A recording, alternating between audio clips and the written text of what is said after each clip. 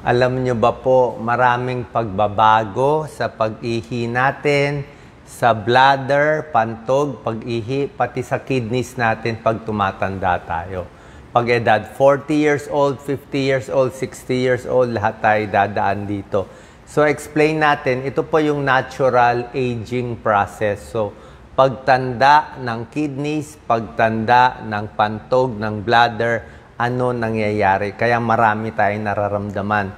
Normal ba to o kailangan patingin sa doktor? Tignan muna natin, common to sa pag-ihi. Usually, mga edad 40, 50 years old, mararamdaman mo na to.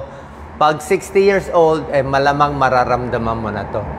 Ito yung normal na pantog. Yan. Pag bata pa ang pantog, maganda, malaki, para siyang elastic, para siyang goma. Mabilis mag-expand ang pantog, kaya niya maraming ihi, mabilis mag-contract. Okay? Ang problema, pag tumatanda, ito yung bata, ayan, malaki, normal. Pero pag tumatanda, ganito nangyayari, lumiliit. Lumiliit siya. Okay? So, nangyayari, hindi na ganun ka-elastic yung pantog natin. Kung dati, kaya siguro kalahating litro bago ka iihi. Ngayon, mga 150 cc lang ang laman, maiihi ka na. Kasi ayaw na niya mag-expand eh. Tapos, dati, pag umihi ka, ubos lahat. Mauubos niya. Pero ngayon, pag umihi, may tira lagi konti. May natitira. Kasi ayaw na rin mag-contract maigi. So, mas mahina yung power. Bukod dito, isa pang problema, yung labasan ng ihi. Pag matanda na, siguro 50, 60, 70, may nagbabara. Pag sa babae, pwedeng magbara yung prolapse. Ano ba, Doc? Hindi sa prolapse sa Tagalog. Diba? So yung prolapse, parang nakaharang siya eh. So, medyo barado. Pag sa lalaki naman, prostate. Pag malaki prostate, nakaharang din. So, hindi na maganda pagka-close nito. Pagka-close niyan. At dahil dyan, pag nagkakaedad tayo, marami ng sintomas. Bladder muna. Ano sintomas? Pag 50, 60 years old, kayo po mag-comment, mararamdaman nyo to. Actually, 50%, kalahati ng senior citizen. Pag umiihi, minsan lumalabas na lang pa konti-konti. Minsan di mapigilan eh. Kasi nga, hindi masyado nagko-close. Pag natatawa, nagugulat, minsan napapaihi. Possible yon. Isa pa, dahil maliit na nga yung pag-expand ng pantog, pag sa gabi, madalas na umihi. Nocturia. Siguro 3 beses umihi sa gabi. Yan. Very common, no? Around 70% ng tao na senior citizen, ihi na ng ihi sa gabi. Normal po yun. Incontinence, nocturia. Other problems, pwede po magka-UTI. Problema din natin yan. At prostate enlargement at humihina nga yung muscle. Pag sa babae naman, pag nag-menopause, bumaba estrogen, medyo may pagbabago din sa urethra at sa pantog. So nakita nyo, maraming problema. Mamaya may tips pala tayo. 21 tips maganda. So yan kaya tayo nakakaramdam. Ano magagawa? Tuturo natin mamaya. Ito naman po, isa rin problema natin, kidney. Ito, mas mahalaga pa nga ito, kidney. Kidney ng bata, normal, ayan malaki. Kidney ng tumatanda, biglang lumiit. Lumiliit ang kidneys pag tumatanda. Marami nangyayari. Yung kapal nito, cortical volume, makapal. Yan, pag bata pa. Pag tumatanda, numinipis. Ito, nagiging mas rough. Dumadami ang cyst. Minsan may cyst. Maganda kung cyst lang. Ayaw natin bukol. At ang kidneys natin, may mga filter yan eh. May mga filter ang kidneys eh. May mga nagfi-filter sa kidneys eh. Yan, age-related changes eh. Ang filter, tawag natin dyan, parang mga isang grupo ng cellula yan. Tawag natin dyan nephron. Kailangan marami kang nephron para malabas yung dumi, Diba, sa ihi natin, ma-retain yung mga importante, yung mga protein, i-retain, yung mga dumi lang ilalabas. Ang problema, pag tumatanda, nababawasan. Merong mga namamatay na selula. So, pakonti ng pakonti. Ang kidneys natin, pahina ng pahina pag tumatanda ang pasyente. 50 years old, 60 years old, 70 years old, normal aging yan. Yung pag-filter ng dumi, mas humihina. Okay? Yung pag-alis ng waste products, humihina. Kidney function, humihina. Diba? Kaya nga mas delikado. Pag mas matanda, huwag natin masyado pahirapan yung kidneys. May tips tayo. Ito ngayon ang problema. Kaya maraming may kidney failure sa Pilipinas.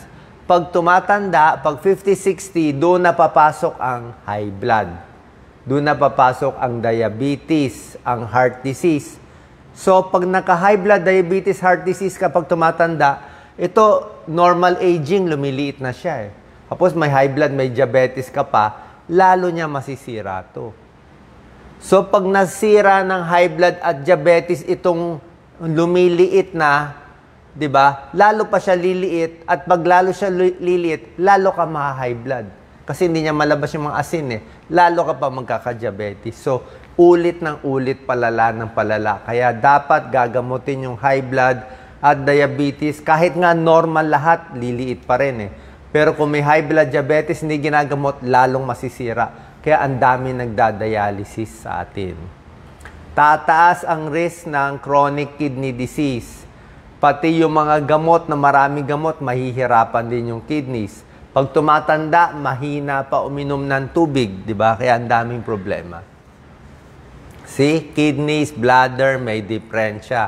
Ito pa, para sa mga lalaki, prostate. Maganda tong example, Doc Lisa. Pag bata pa tayo, edad 25 years old, ang prostate, size ng parang mani, walnut. Ayan, maliit lang, walnut. To. Normal, 20 to 25 milligrams.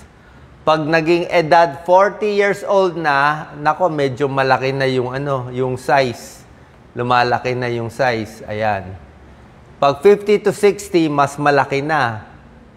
Tapos 70 to 80, mas malaki na yung size. Okay? So, yan po ang problema. Marami nagkaka-UTI. Ayan, no?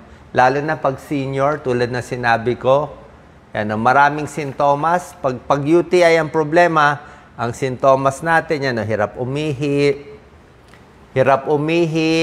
pwedeng lalagnatin, mabaho yung ihi, masangsang, masakit sa likod, masakit sa dulo ng ihi. Yan, no? Habang nagtatalik, masakit. Meron tayong 21 tips, okay? Para malabanan itong pagtanda ng kidneys. Pero basically, sabihin ko na muna, bago natin bigay ito, yung mga tamang pagkain, sama ko na. Siyempre, ang kidney-friendly, mga gulay, di ba? Gulay, prutas, bawas asin, bawas taba, bawas fast food, bawas mamantika, protina, di ba sabi ko, yung mga karne, wag masyadong maraming karne, konti-konti lang, tama lang. Hindi pwede yung, ano ba to? Sa 5 pork chop sa isang kainan, siguro isang pork chop lang. Asin, protein, binabawasan. Smoking, alcohol, binabawasan. O, tingnan natin, 21 tips bukod sa pagkain. Tubig pa rin ang panlaban natin. Okay? Kasi pag walang tubig, lalong mahihirapan ng kidneys. At least 6 glasses. Pag matanda, kahit 6 glasses a day, pwede na mga 8 to 10 kung mas bata. Pakinggan yung sintomas. Ito, pag-iihi, pilitin umihi ng todo kahit medyo matagal. Actually, isang tip ko nga, pag umihi kayo, di ba? Let's say, medyo may edad na, 50, 60. Pag ihi nyo, paghintay kayo ng mga 1 minute, ihi ulit. May second urination. Kasi nga may naiiwan eh. Umihi ka na, o pahinga mo konti, kala mo tapos ka na. Mamaya, magugulat ka, may pangalawang ihi pa, may pangatlong ihi pa. So, pilitin mo itong bladder natin, ipiga maigi. Ipiga maigi yung ihi. Tapos, para i-practice siya, pwede ka maghintay ng 1 oras o 2 oras, i-time mo, 1 hour, 2 hours, para medyo puno naman siya. So hanggang mga 200cc siguro. 200cc, parang isang basong ihi yun. So hayaan mo na mga 200cc, pag punong-puno na, bago umihi na naman. Huwag din sobrang puno yung nasa kotse, nasa traffic. Hindi maganda sa bladder yung sobrang laki na 500cc. Baka lalo sa lakas pag na sobra expand siya, pag na-expand mo siya masyado, pinigilan mo sa daanan na traffic ka, baka masira siya, hindi na siya magsara. Okay? May danger yon. Kaya huwag mahiya, lumabas sa kotse, tumabi, o pag nahuli ng pulis, di magmultan na lang. Kasi pag hinaya mo, baka pumutok yung pantog natin.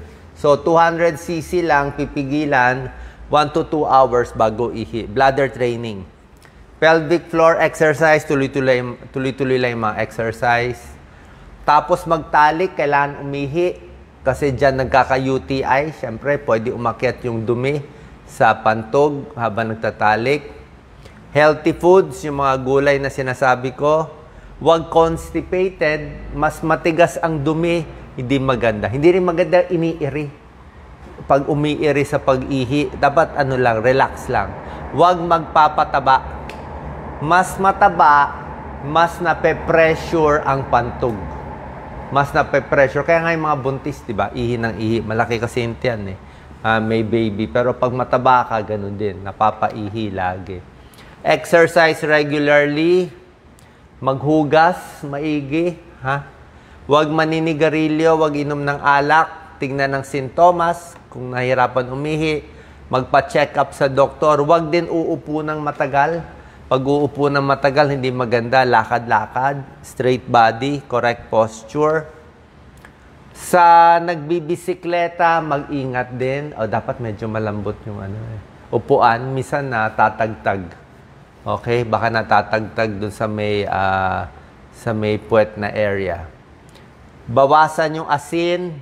Underwear, wag masyadong masikip. Lalo na sa mga babae.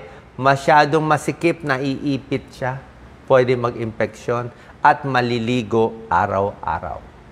Okay? Sana po nakatulong itong tips natin, prevention of UTI at iba pa. Okay. Maraming salamat po. So talagang dumadaan tayo dito pero magpapacheck tayo sa urologist or nephrologist pag masakit na pag-ihi, may problema sa prostate o tumataas na yung mga creatinine, syempre hindi na magandang sign. Tapos yung dami ng protina, yung karne, wag din masyado marami. Siguro yung ilang hiwa lang ng karne. Kasi pag masyado marami, nahihirapan yung kidneys natin. Salamat po.